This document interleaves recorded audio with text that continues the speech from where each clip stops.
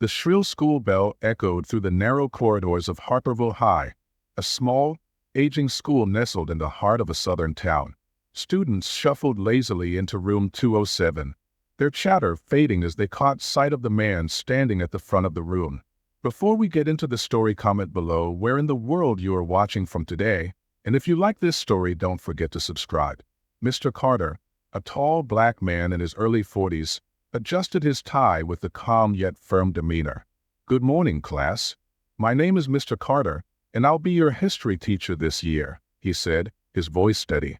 The room was silent. Students exchanged sideways glances, their expressions ranging from surprise to disdain. A faint snicker came from the back. Jacob, seated near the window, noticed the tension but said nothing, his pencil tapping nervously against his desk. Mr. Carter began to speak about his passion for history, his words carefully chosen. He shared how understanding the past shaped his own life, especially the struggles of his grandparents during the Jim Crow era. "I believe history is not just about names and dates," he said. "It's about understanding people, understanding each other." His sincerity was met with stony silence. A girl whispered something to her friend, and they both giggled. Ethan, a boy with a smirk permanently etched on his face, leaned back in his chair, muttering, "Looks like history's about to get boring." Mr. Carter paused, his gaze sweeping across the room.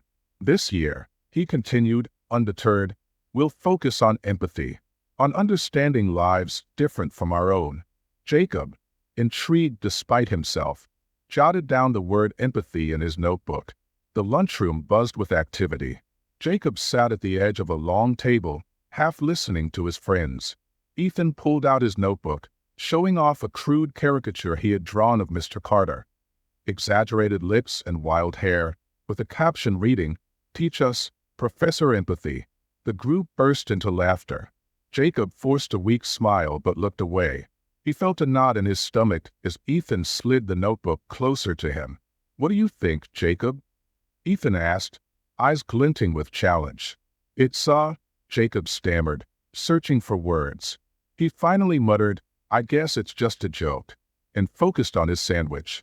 But the laughter around him felt wrong, echoing in his ears long after lunch ended. Back in class, Mr. Carter handed out a worksheet titled Empathy in History, a journey through perspectives. "As part of this project," he explained, "you'll each choose a figure from history who faced adversity. Your goal is to put yourself in their shoes and explore their story." Murmurs of discontent rippled through the room. Ethan leaned toward his friend Mike and whispered loudly, "Maybe we should write about how tough it is to be a teacher here." A few students chuckled. Mr. Carter paused but didn't react. "This project is about understanding," he said, his calm voice cutting through the noise. "I hope you'll give it your best effort." Jacob scanned the worksheet, his interest piqued despite the growing hostility around him. Later that afternoon, Jacob lingered by his locker, pulling books from his bag. A group of boys, including Ethan, stood nearby, loudly mimicking Mr. Carter's voice. "I believe in empathy," Ethan drawled, exaggerating each syllable. "Understand each other, y'all." The boys erupted in laughter. Jacob hesitated, feeling a surge of frustration. He wanted to say something but didn't know how. Instead, he slammed his locker shut and walked away quickly, hoping no one noticed his flushed face.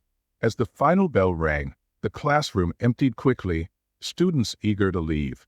Mr. Carter remained behind, tidying his desk. He found the caricature Ethan had carelessly left behind. Picking it up, he examined the drawing silently. His face revealed nothing, but his hands trembled slightly as he crumpled the paper and tossed it into the trash. For a moment, he sat at his desk, staring out the window. Then, with a deep breath, he straightened his papers and began preparing for the next day. At dinner, Jacob sat across from his father, a burly man with calloused hands from years of construction work. The conversation was mundane until Jacob mentioned the new teacher. "We have this project on empathy," Jacob said, testing the waters. "It seems interesting." His father snorted. "Empathy? What kind of nonsense is that? They should be teaching you real history, not this fluffy garbage." Jacob looked down at his plate. "Mr. Carter seems different," he said quietly. "Different doesn't last long around here," his father replied sharply. "Mark my words." The school was dark and quiet, except for the faint glow of a desk lamp in room 207. Mr. Carter sat alone, reviewing lesson plans. The crumpled caricature in the trash caught his eye, but he ignored it, focusing instead on the list of student names. Beside each name, he scribbled notes about how to engage them. When he reached Jacob's name, he paused.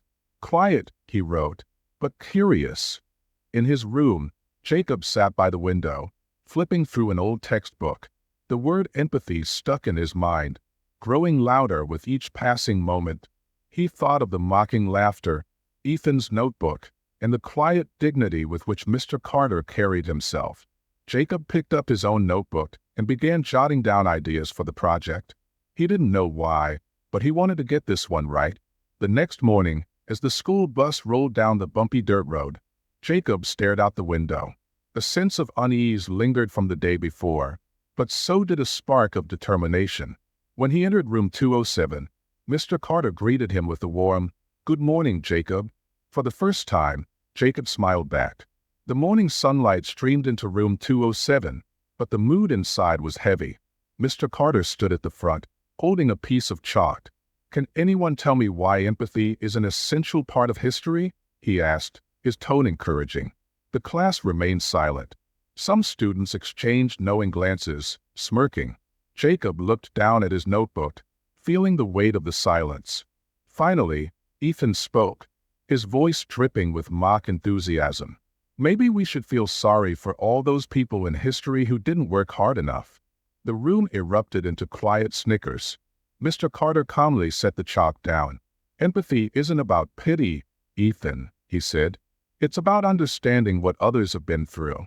Ethan shrugged. "If you say so." Jacob glanced at Mr. Carter, whose eyes revealed no anger, only an unyielding patience. Later, Mr. Carter assigned group work, pairing students to research figures from history who faced discrimination. Jacob found himself partnered with Ethan. "This is a waste of time," Ethan muttered as Jacob tried to discuss ideas. "Why do we even care about this stuff?" Jacob hesitated, but finally said, "It's part of the project. We have to do it." Ethan rolled his eyes. "Fine. Let's pick someone easy and get it over with." As Ethan doodled in his notebook, Jacob felt a growing frustration. For the first time, he began to question why Ethan's opinion mattered so much to him. After school, Jacob lingered in the classroom, waiting for the other students to leave. Mr. Carter noticed and smiled warmly.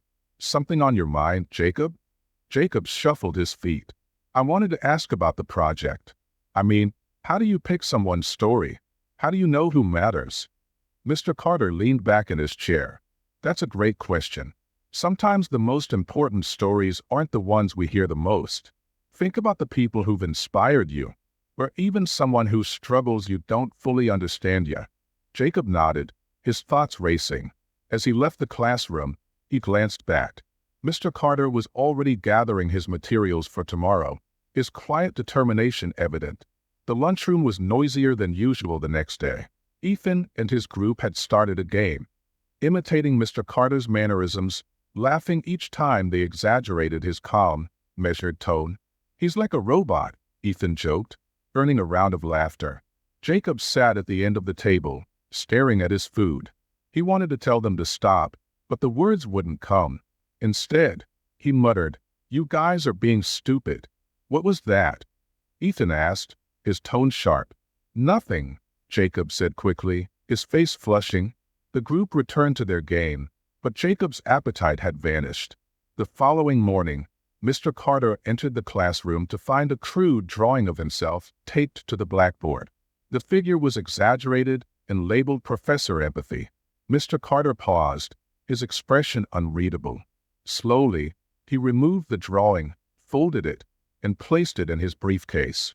When the students arrived, he began the lesson without a word about the incident. Jacob felt his chest tighten with shame as Ethan leaned over and whispered, "Did you like my art project?" Jacob wanted to snap at him, but instead kept his head down, silently furious with himself for staying quiet. After school, in the faculty lounge, Mr. Carter sat quietly as other teachers discussed the growing unrest. "Carter, you need to control your classroom," a senior teacher said, her tone condescending. "You're letting them walk all over you." Mr. Carter replied calmly, "I'm teaching them more than history. That takes time." Another teacher scoffed. "This isn't some civil rights march, Carter. You're here to teach, not make a statement." Mr. Carter stood, gathering his things. "Teaching is a statement," he said, leaving the room. That evening, Jacob sat at his desk, staring at a blank sheet of paper. Finally, he began to write. "Mr. Carter, I think you're one of the only teachers who actually cares. I'm sorry for the way people are treating you. I hope you don't give up."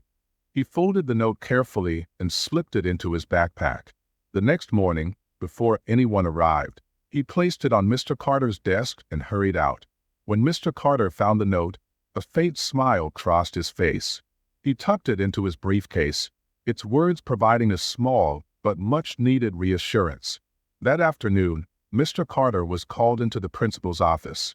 "We've had complaints," the principal began, adjusting his glasses.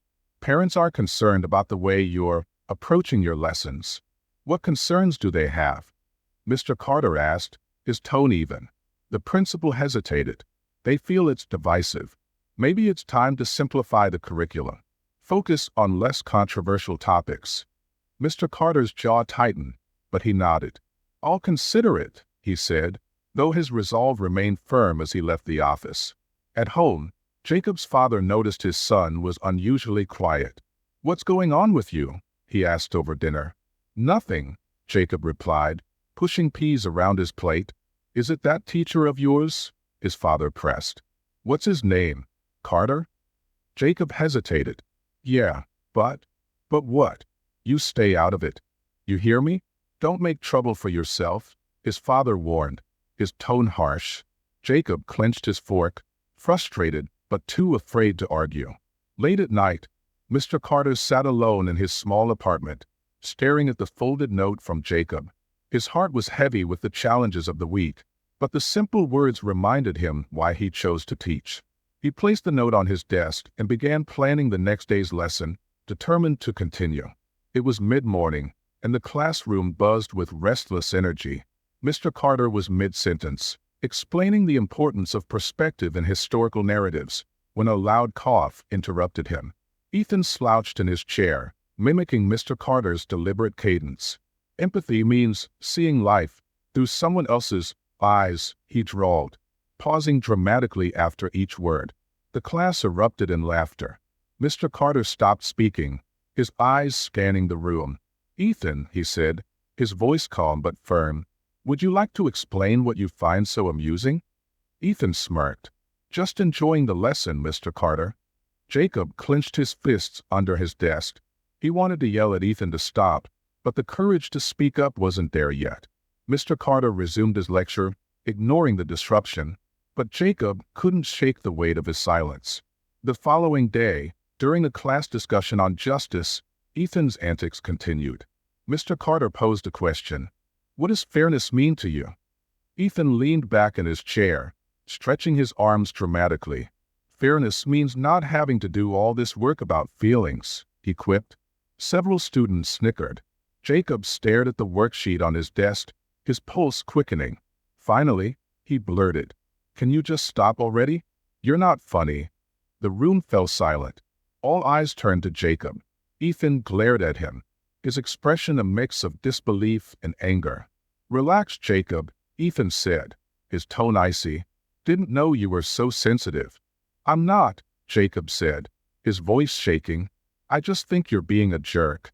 Mr. Carter's eyes briefly met Jacob's, a flicker of gratitude passing between them. The tension lingered, but the class eventually moved on, and for the first time, Jacob felt a small sense of relief. At lunch, Jacob sat at his usual table, but the atmosphere was different. Ethan and the others avoided looking at him, their conversation deliberately excluding him. "So, Ethan," Mike said loudly, "what's the plan for tonight?" Ethan shrugged. "Something fun, but not everyone's invited." Jacob knew the remark was meant for him. He ate in silence, the weight of his decision to speak up settling in. A part of him wanted to apologize, to take it back, but a deeper part of him knew he couldn't. After school, as the classroom emptied, Mr. Carter approached Jacob. "Thank you for what you said earlier," Mr. Carter said softly. "That took courage." Jacob looked down at his shoes. "I just got tired of him being such a, standing up for what's right isn't always easy," Mr. Carter said, "but it's worth it." Jacob nodded, feeling a flicker of pride. For the first time, he felt like he was doing something that mattered. The next morning, whispers followed Jacob down the hall. "Teacher's pet," someone muttered as he passed. In math class, Ethan leaned over and said loudly enough for others to hear, "How's your new best friend, Professor Empathy?" Jacob ignored him, focusing on his notebook. But the isolation stung. His old friends seemed to vanish, leaving him to navigate the school alone. During gym class, Jacob sat on the bleachers, tying his shoes, when a girl named Mia approached. She was quiet but known for her sharp intellect. "I saw what you did in history," she said, sitting beside him. Jacob glanced at her, surprised. "Oh, yeah. It was brave," she added. "More people should do that." Jacob shrugged. "Doesn't feel brave. Feels like everyone hates me now." "They don't hate you," Mia said. "They're just afraid to admit you're right." Her words stayed with him long after the class ended. That evening, Jacob sat in his room, working on his empathy project. Downstairs, his father's voice rose, sharp and angry. "What do you mean the teacher's making them talk about civil rights?" his father said. "This isn't some big city. These kids don't need that kind of nonsense." Jacob froze, his pencil hovering over the page. His mother's voice responded, softer but equally firm. "Maybe it's good for them to learn about the world." His father's retort was swift. "Not my kid.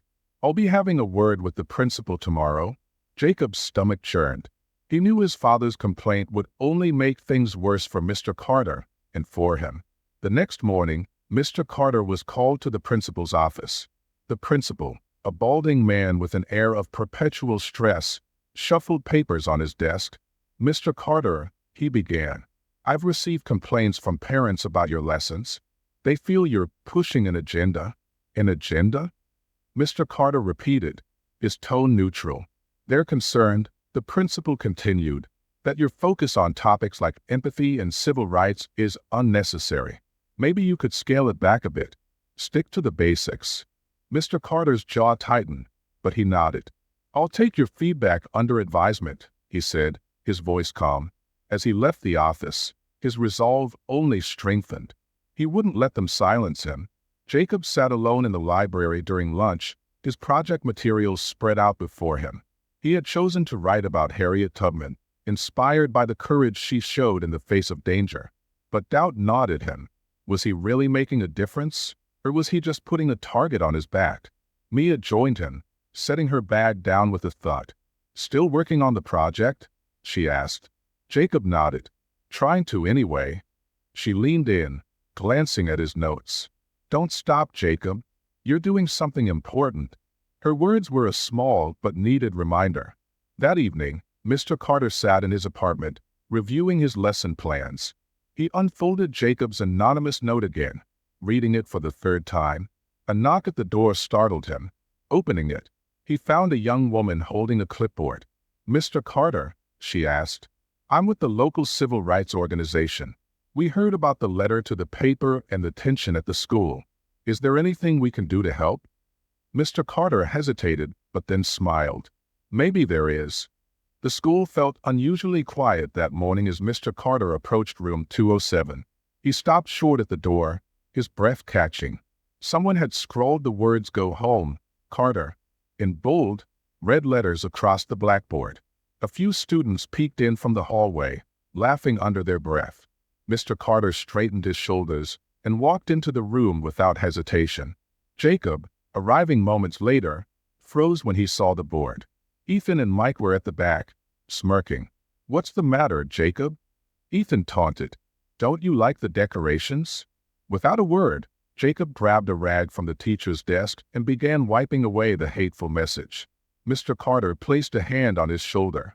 "Thank you, Jacob," he said softly. Jacob looked up, his voice trembling. "You shouldn't have to deal with this." "Neither should you," Mr. Carter replied, his calmness unwavering. Once the class settled, Mr. Carter stood before them, his usual poise intact. "I want to talk about what happened this morning," he began. Ethan rolled his eyes. "It's not a big deal. Just a joke." "Words aren't just words," Mr. Carter said. "They have power, and sometimes they reflect who we are, or who we think we are." The room was silent, the weight of his words sinking in. Jacob noticed that a few students, like Mia, seemed genuinely uncomfortable. "History is full of people who used words to divide," Mr. Carter continued. "But it's also full of people who used them to unite. You all have a choice about which kind of person you'll be." Ethan didn't respond, but his smirk faded. That afternoon, Jacob's father was waiting for him when he got home. "The principal called," he said, his voice tight. Jacob froze. "What did he say?" "He said you're spending too much time sticking your neck out for that teacher." His father leaned closer, his tone sharp. "You think this is your fight, Jacob? It's not. Let someone else deal with it." Jacob's fist clenched. "It's not fair, Dad. He's just trying to teach, and everyone's against him." "That's life," his father snapped. "You'll learn soon enough that standing up doesn't change anything." Jacob stormed to his room, slamming the door behind him. For the first time, he began to question whether his father was right. That evening, Mr. Carter sat in his small apartment, staring at a blank resignation letter on his desk. The events of the day replayed in his mind. The cruel prank, the stares, the whispers. His phone rang, breaking the silence. It was an old friend from his days in activism. "You can't give up, Carter," the voice on the other end said. "You're making a difference, whether they admit it or not." Mr. Carter sighed. "Sometimes it feels like I'm just a target." "Targets inspire change," his friend reminded him. "You're teaching more than history. You're teaching courage." Mr. Carter hung up, the resignation letter still unfinished. He folded it and tucked it into a drawer. The next day at lunch, Jacob sat at his usual table, his tray untouched. Mia approached, her own lunch in hand. "Mind if I join you?" she asked. Jacob shrugged. "Sure." Mia sat down, glancing around to ensure no one was listening. "I've been thinking about what Mr. Carter said yesterday," she began. "He's right. We do have a choice." Jacob looked up, surprised. "You mean that?" "Yeah," Mia said firmly. "And I'm choosing to stand with you." With him. For the first time in days, Jacob felt a flicker of hope. "Thanks, Mia," he said quietly. Ethan caught Jacob in the hallway after class. "So you're a hero now," he sneered. "Leave me alone, Ethan," Jacob said, trying to walk past him. Ethan grabbed Jacob's arm. "You think you're better than us because you side with him? Newsflash, Jacob. Nothing you do is gonna change the way things are." Jacob pulled free, his voice steady. "Maybe not, but at least I'm trying." Ethan's smirk faltered as Jacob walked away. Alone in the classroom that evening, Mr. Carter reviewed his students' empathy projects. Most were half-hearted, but one stood out, Jacob's. Jacob had chosen Harriet Tubman and written about her courage in freeing others despite immense danger. His words were raw and thoughtful, showing a depth of understanding that touched Mr. Carter deeply. He set the paper aside, his resolve renewed. Perhaps he wasn't entirely alone in this fight. The next day, whispers spread through the school. Someone had written an anonymous letter to the local newspaper defending Mr. Carter. The letter described the challenges he faced and called out the community's prejudices. While some students mocked it, others seemed to take it seriously. Jacob overheard two teachers in the hall. "I think it's ridiculous," one said. "Carter brought this on himself." "Well, I think the letter makes some good points," the other replied. "Maybe we should be looking at ourselves too." Jacob kept walking, his head held high. That afternoon, the principal called Mr. Carter into his office. "That letter in the paper, it's causing quite a stir," he said, frowning. Mr. Carter remained calm.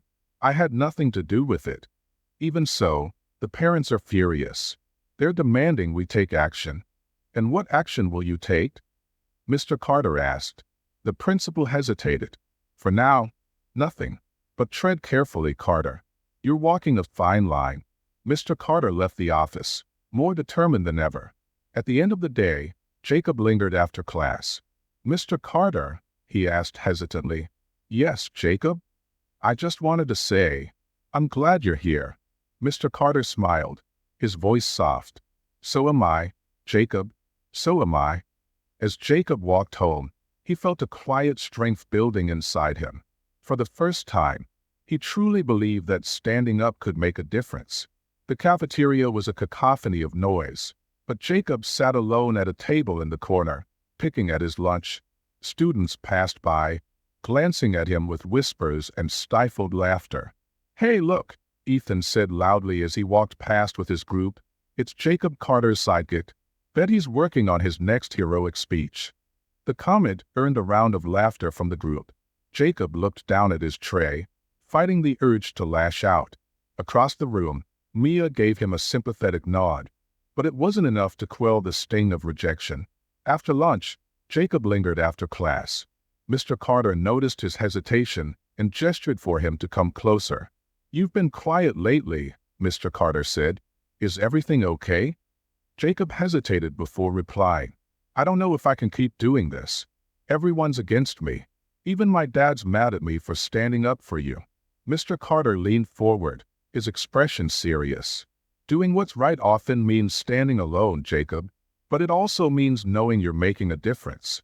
Jacob swallowed hard, unsure if he believed it. "Remember," Mr. Carter continued, "courage doesn't mean you're not afraid. It means you act despite the fear." That evening, Jacob sat at his desk, flipping through his project on Harriet Tubman. He read a passage about how she risked everything to free others, despite the overwhelming dangers. Inspired, Jacob began writing furiously in his notebook, not for the project, but for himself. He listed everything he admired about Mr. Carter: his resilience, his patience, and his ability to face hatred with grace. The words gave Jacob clarity. If she could face that, he thought, I can handle this. Meanwhile, Mr. Carter was called back to the principal's office. This time, the tone was more severe. "Parents are threatening to pull their kids out of school," the principal said. "They say you're causing division." Mr. Carter sat calmly, his hands folded. "I'm teaching history," he replied. "You're teaching history in a way that's upsetting people," the principal shot back. "I need you to tone it down, or I'll have no choice but to suspend you." For a moment, Mr. Carter considered his response. Then he said, "I'll do what I believe is best for my students." The principal sighed heavily. "Then you leave me no choice." That night, Jacob's father confronted him in the living room. "You think you're some kind of hero?" he demanded. "I'm just doing what's right," Jacob said quietly. "Right?" his father scoffed. "Right would be keeping your head down and not embarrassing this family." Jacob's mother interjected, her voice soft but firm. "Maybe Jacob has a point. Maybe this town needs to change." "This town doesn't need changing," his father shouted, slamming his hand on the table. Jacob stood, his voice trembling but strong.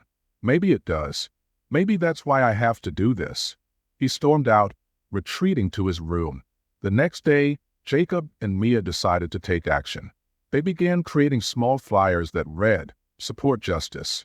Support Mr. Carter." They slipped the flyers into lockers and tucked them under classroom doors.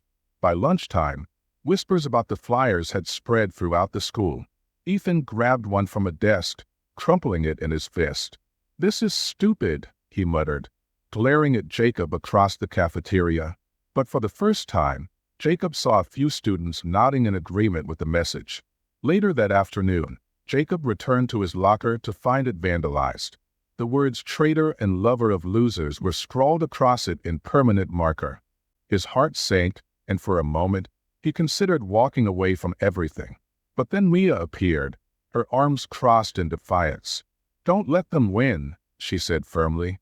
Jacob nodded, though his hands trembled as he opened the locker. Inside, someone had torn his books and scattered papers everywhere. He began picking up the mess, his resolve hardening with each piece of torn paper. That evening, Mr. Carter sat alone in his apartment, reflecting on the events of the week. The principal's warning replayed in his mind. He looked at a photograph of his parents, who had been civil rights activists in their time. Their courage had always inspired him, but now he felt the weight of their legacy pressing down on him. Pulling out a notepad, he began drafting a speech, not for the principal, but for his students. If they're going to silence me, he thought, I'll make sure my words matter. The next day, Jacob noticed more students quietly supporting Mr. Carter. Mia had spoken to a few friends, and they began wearing small pins that read, "Empathy Matters." Ethan sneered at the sight of the pins. "You're all pathetic," he said loudly, but his words didn't carry the same weight as before. Jacob felt a surge of hope. For the first time, he realized he wasn't entirely alone. At the end of the school day, Mr. Carter stood before the class, his usual calm demeanor tinged with sadness. "I wanted to thank those of you who have shown kindness this week," he began. "It's not always easy to stand up for what's right, but it's necessary." The class sat in stunned silence as Mr. Carter continued. "I've been asked to step back from my current lessons. I want you to know that my commitment to teaching you hasn't changed, but this may be my last week here." Jacob felt his heart drop. Ethan smirked in the back, but the expression wasn't as confident as before. As the bell rang, Jacob stayed behind. "Mr. Carter," he said, his voice steady, "we're not giving up on you." Mr. Carter smiled, placing a hand on Jacob's shoulder. "And I'm not giving up on you." The school was buzzing with anticipation for the morning assembly, but when Mr. Carter arrived at room 207, his heart sank. His desk had been overturned, papers strewn across the floor. A small doll, crudely painted black, hung from the ceiling by a noose, swinging gently in the air. Jacob entered moments later and froze. His stomach churned as he saw the horrifying scene. Who would do this?" he whispered, though he already knew. Mr. Carter stood still, his face unreadable. Finally, he removed the doll, folded it carefully, and placed it in a drawer. "Jacob," he said quietly, "could you help me clean up?" Jacob nodded, his hands trembling as he began gathering papers. Tears of anger burned in his eyes, but he stayed silent.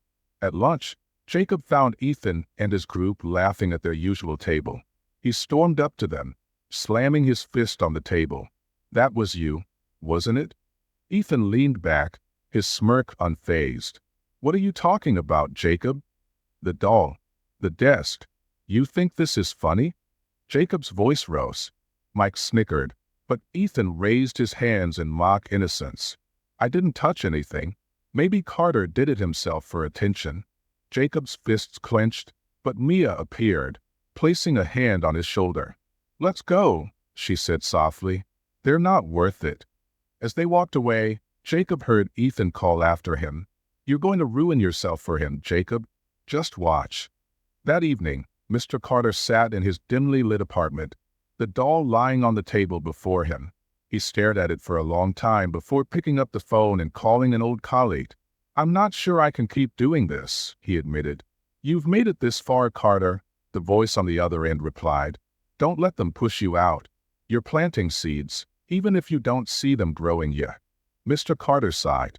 "But at what cost? You didn't come here because it was easy. You came because it mattered." The call ended, and Mr. Carter sat in silence, weighing his decision. Fueled by anger, Jacob and Mia spent the evening brainstorming ways to support Mr. Carter. "We need to do more," Jacob said. "The flyers aren't enough." Mia hesitated before suggesting, "What if we involve people outside the school, like parents or local groups?" Jacob nodded. "I know someone who might help."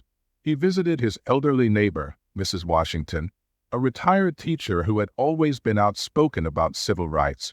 When Jacob explained the situation, she agreed to help rally support. "This isn't just about your teacher," she said. "It's about this whole town." The next day, Mrs. Washington arrived at the school with a group of community members. They met with the principal, demanding an investigation into the harassment Mr. Carter faced. Meanwhile, students began whispering about the outside support. For the first time, Jacob noticed that some of his classmates seemed uneasy about the way Mr. Carter had been treated. Even Ethan's group was quieter than usual, though they exchanged tense glances. That afternoon, Jacob's father received a call from the principal. Furious, he confronted Jacob at home. "You went to the community? You embarrassed this family," his father roared. "I embarrassed this family?" Jacob shot back. "What about the people embarrassing Mr. Carter? What about the ones trying to drive him out just because he's black?" "You don't understand how this town works," his father shouted. "Maybe that's the problem," Jacob replied, his voice breaking. "Maybe it shouldn't work this way." His father stormed out, leaving Jacob to sit alone, his hands shaking with anger and fear. Mia, Jacob, and a small group of allies decided to organize a peaceful protest. They planned to gather outside the school with signs supporting Mr. Carter, drawing attention to the harassment he faced. "This is risky," Mia said as they painted posters in her garage. "What if it backfires?" Jacob paused, then said firmly, "It's already bad. We can't make it worse by standing up." The signs read messages like, "Stop the hate," "Education over prejudice," and "We stand with Mr. Carter." The next morning, a small crowd of students and community members gathered outside the school, holding their signs high. Jacob stood at the front, his heart pounding as passing cars slowed to stare. Ethan and his group watched from a distance, sneering. "You're really going all in on this, huh?" Ethan called out. "Hope it's worth it." Jacob ignored him, focusing instead on the growing number of people joining the protest. Mia handed him a bullhorn, and Jacob hesitated before speaking. "We're here because what's happening isn't right," he said, his voice shaking but growing steadier. "Mr. Carter came here to teach us, and we're failing him if we let hate win." His words drew applause from the crowd, and for the first time, Jacob felt something close to hope. Hearing the commotion, Mr. Carter stepped outside. When he saw the crowd, his expression softened, and for a moment, he looked overwhelmed. He walked to the front and raised a hand for silence. "Thank you," he began, his voice steady.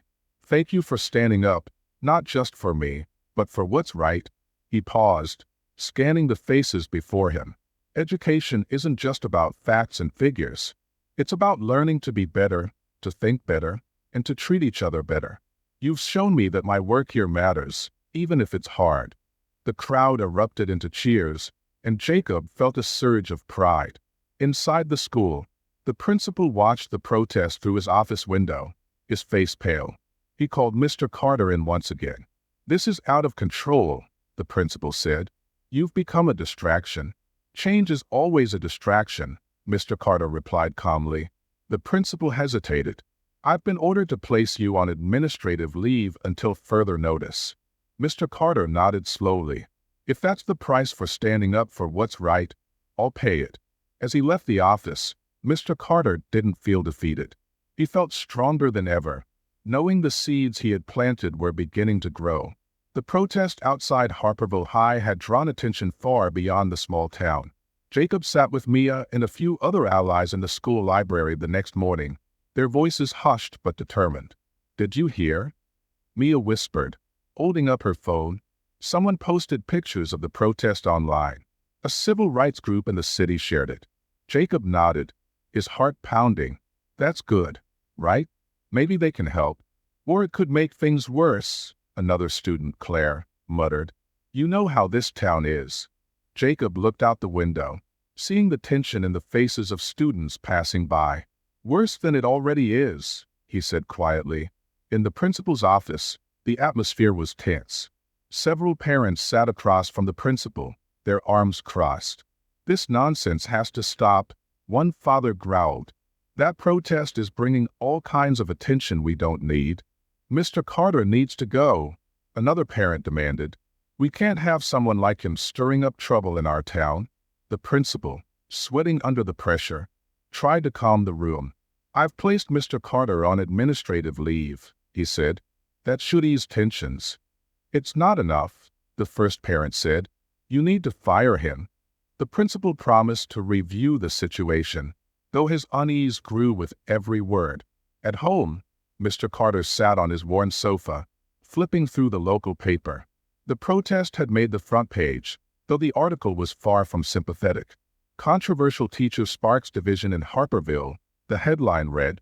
Mr. Carter sighed, but before he could dwell on it, his phone buzzed. It was Mrs. Washington. "You've got people on your side," she said firmly. "A group from the city wants to come down and support you." Mr. Carter hesitated. "I don't want to escalate things." "This isn't about escalation," she replied. "It's about showing them you're not alone."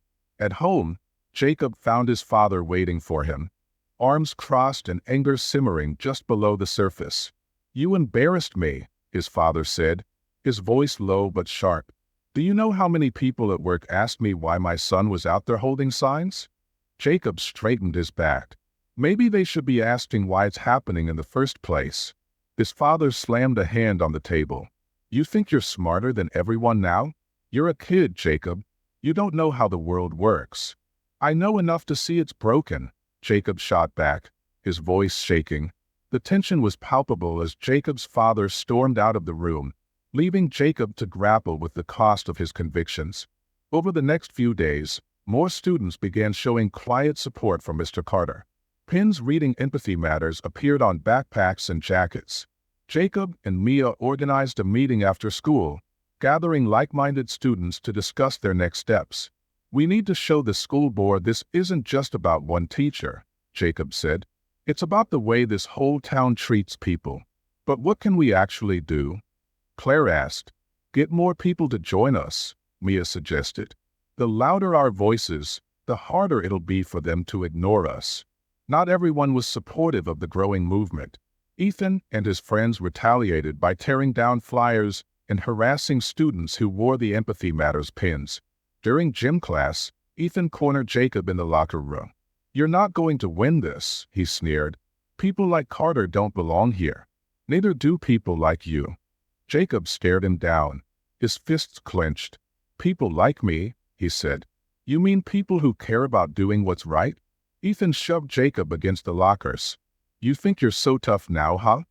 Before the situation could escalate further, the gym coach entered, and Ethan backed off, leaving Jacob shaken but resolute. A town meeting was called to address the controversy.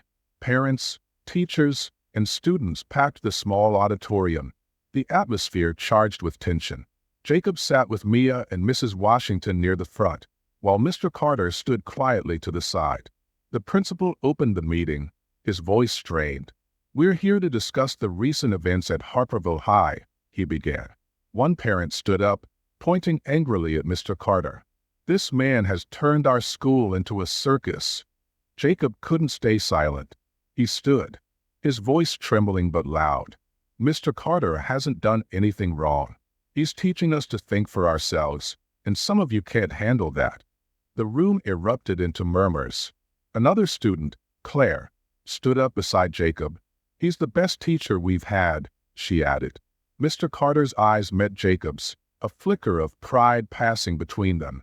The day after the town meeting, a group of civil rights activists arrived in Harperville. They met with Mr. Carter and the students leading the movement, offering advice and resources. One activist, a woman named Angela, addressed the group.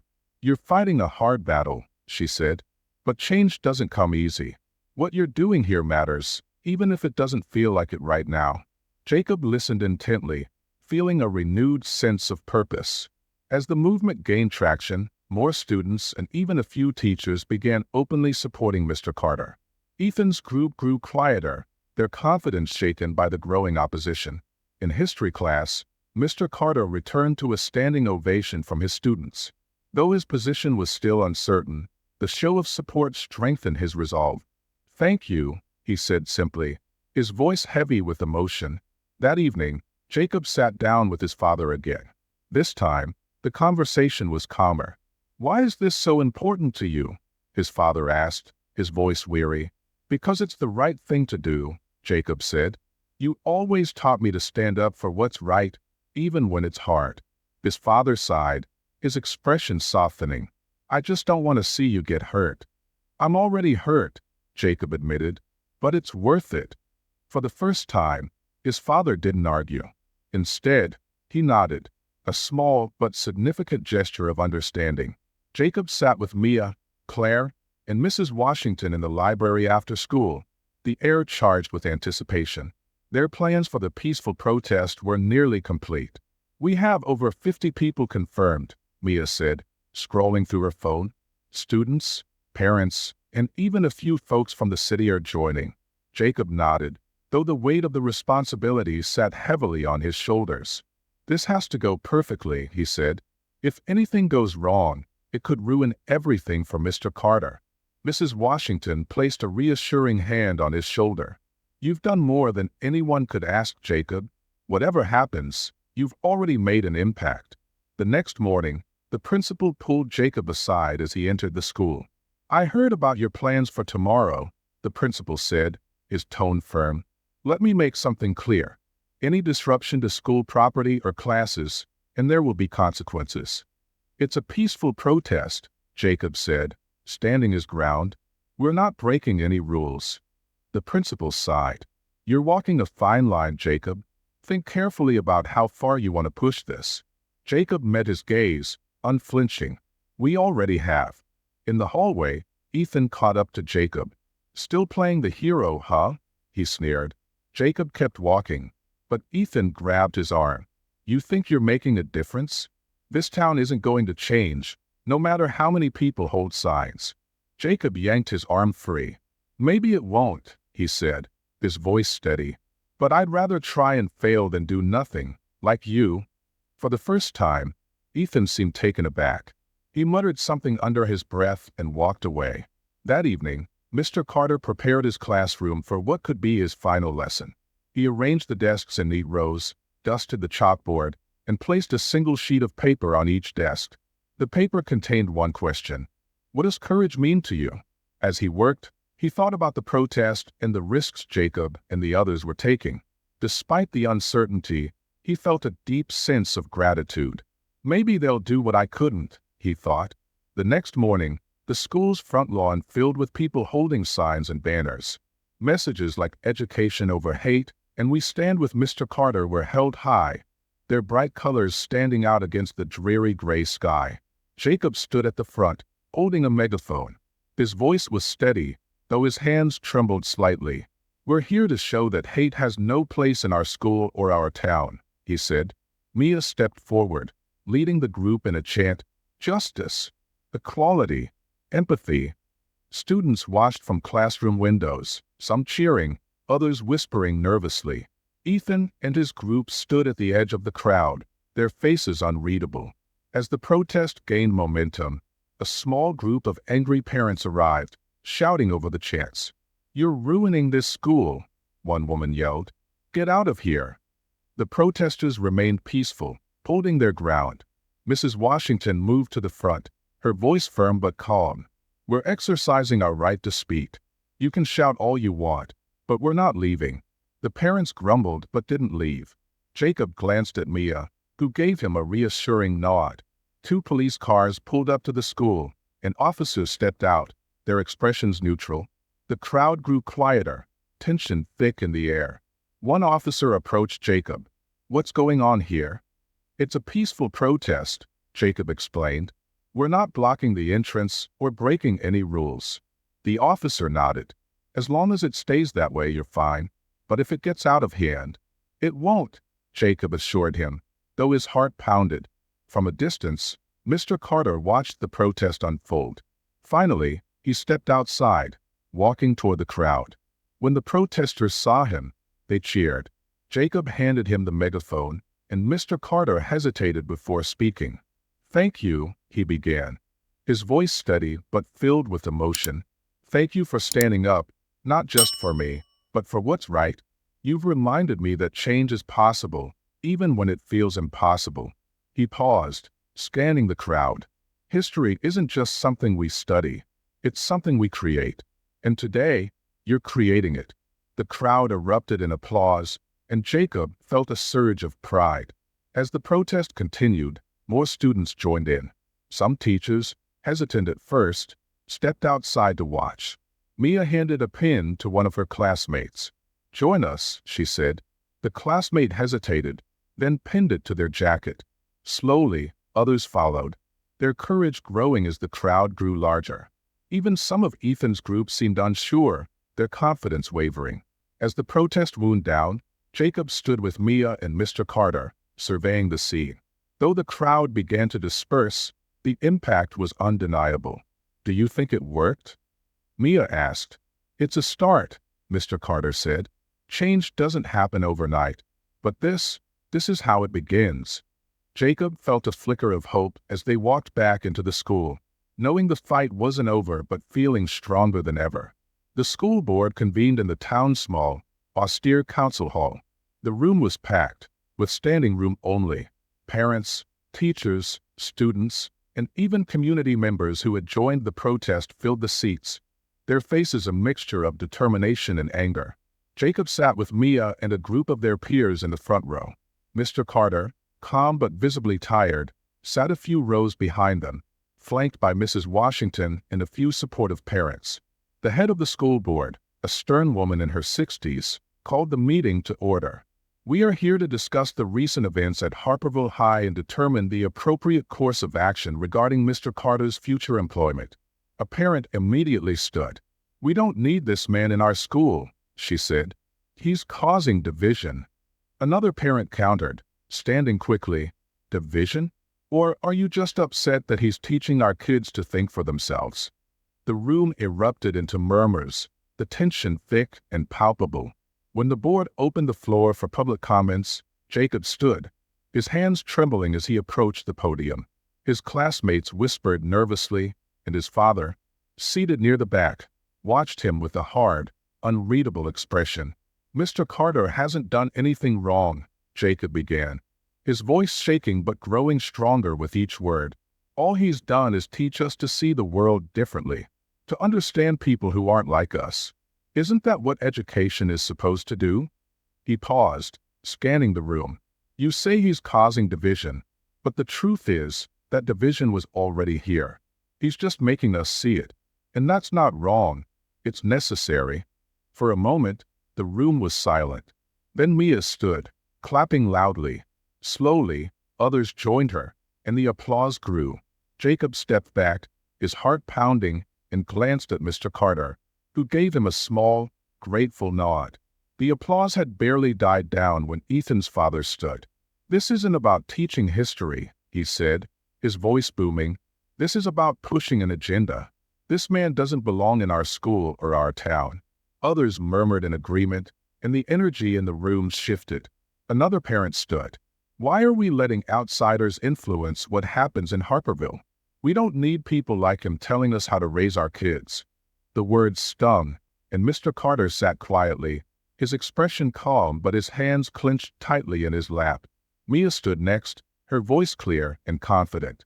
"I used to think that racism was something that only happened in the past," she said.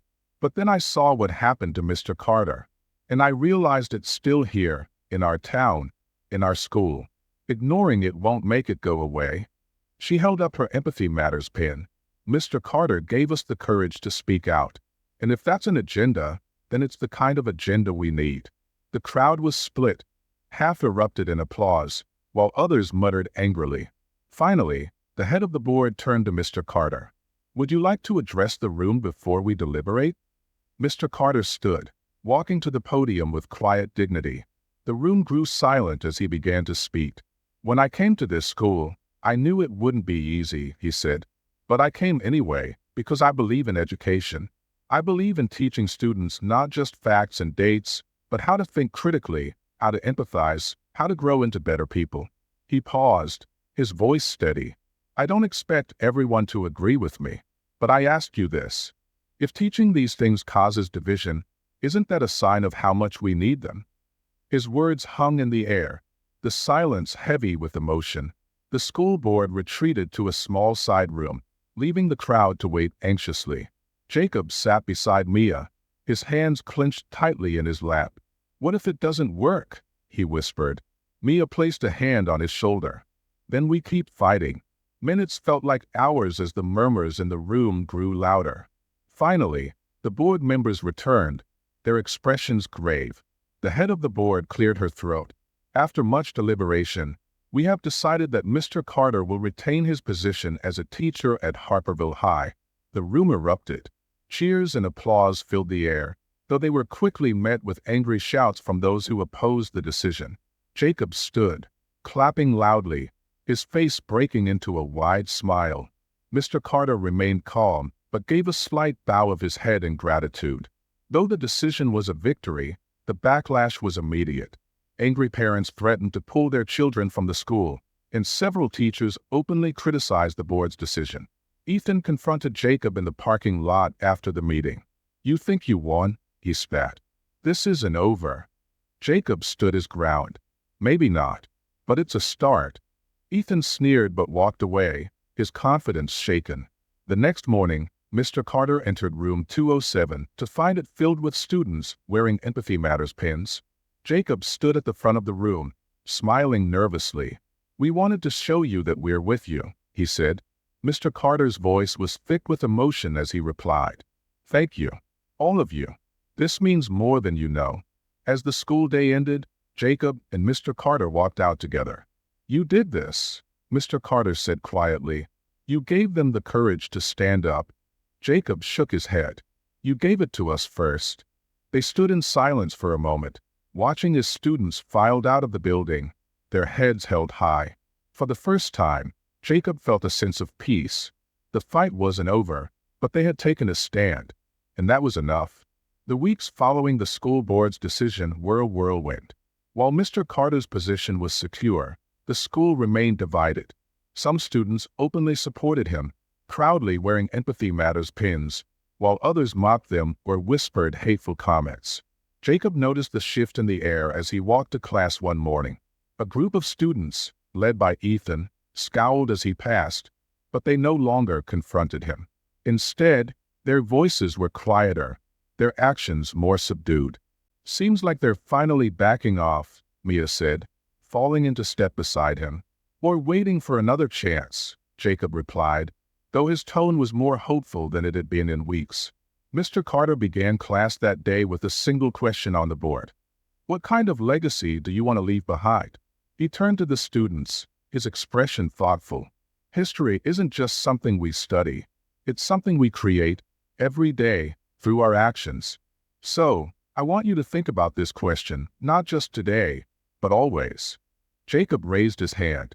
"Does that mean we can change how people see us, even if it's hard?" Mr. Carter nodded. "Absolutely. Change doesn't happen all at once. It happens one step at a time, through small, courageous acts." The class was silent, many students scribbling notes or staring at the question, lost in thought. At home that evening, Jacob found his father in the garage, fixing a squeaky hinge. "Need help?" Jacob asked, his voice tentative. His father glanced up, surprised, and nodded. They worked in silence for a while before his father finally spoke. "I saw what you and your friends did," he said. Jacob looked up, unsure where this was going. "I don't agree with everything," his father continued, his tone softer than Jacob had expected. "But I can't say I'm not proud of you for standing up for what you believe in." Jacob felt a lump rise in his throat. "Thanks, Dad," he said quietly. For the first time in weeks, the tension between them eased, replaced by a tentative understanding. The principal called Mr. Carter into his office for a final meeting about the fallout. "You've stirred up quite a lot, Carter," the principal said, folding his hands on his desk. "I was doing my job," Mr. Carter replied calmly. The principal sighed. "It's been difficult, but I can't deny the impact you've had. Some of the parents are still angry, but I've also received letters, thank you notes, from students and even a few parents who see things differently now." Mr. Carter smiled faintly. "That's all I ever wanted, to make them see things differently." The principal nodded. "Keep it up, but try to keep the protests outside the building to a minimum," he added with a wry smile. Ethan found Jacob at his locker the next day, his usual smirk replaced by an uncharacteristically serious expression. "You won," Ethan said flatly. Jacob glanced at him, confused. This wasn't about winning or losing. Ethan leaned against the lockers, looking away. "You know, my dad. He's one of those parents who wants Carter gone. He says people like him are ruining things." Jacob hesitated, then asked, "What do you think?" Ethan was silent for a long moment, I don't know, he admitted, but maybe I need to figure it out for myself. Jacob nodded. That's a start. The local newspaper published an op-ed written by Mrs. Washington, praising the students for their courage and calling out the town's long-standing prejudices. Harperville has always been resistant to change, the article read. But if we want a better future for our children, we need to confront the past and the present with honesty. The piece sparked conversations throughout the town. At the diner, at church, and in living rooms, people debated fiercely, but the dialogue had begun. Mr. Carter stayed late at the school one evening, organizing his desk. He found Jacob's old anonymous note tucked into a folder. He smiled, reading it again. I hope you don't give up. Placing the note back in the folder, he glanced at the clock. It was late, but he felt an immense sense of satisfaction. He hadn't given up, and neither had his students. The day of the Empathy Project presentations finally arrived. Jacob stood at the front of the class, his heart pounding as he spoke about Harriet Tubman. She didn't just fight for herself, she fought for others, even when it was dangerous, Jacob said. She showed that courage isn't about being fearless. It's about doing what's right, even when you're afraid. When he finished, the class was silent for a moment before breaking into applause. Even Ethan gave a grudging nod. Mr. Carter smiled from his desk, his pride unmistakable. Over the following weeks, more students began participating in discussions about justice, empathy, and history. Clubs formed, including one focused on diversity and inclusion, led by Mia and a few other students. Mr. Carter continued teaching, his lessons sparking deeper engagement than ever before. The opposition hadn't vanished, but it had grown quieter, overshadowed by the voices of those who wanted change. On the last day of the school year, Jacob stayed behind after class to speak with Mr. Carter. Thank you, Jacob said simply. For everything. Mr. Carter smiled. No, Jacob, thank you. You're the reason this school, and maybe this town, is starting to change. As Jacob left the classroom, he glanced back one last time. Mr. Carter was already preparing for his next lesson, his quiet resilience unwavering. Walking home, Jacob felt a sense of purpose. He didn't know what the future held, but he knew he'd face it with the same courage Mr. Carter had taught him to embrace.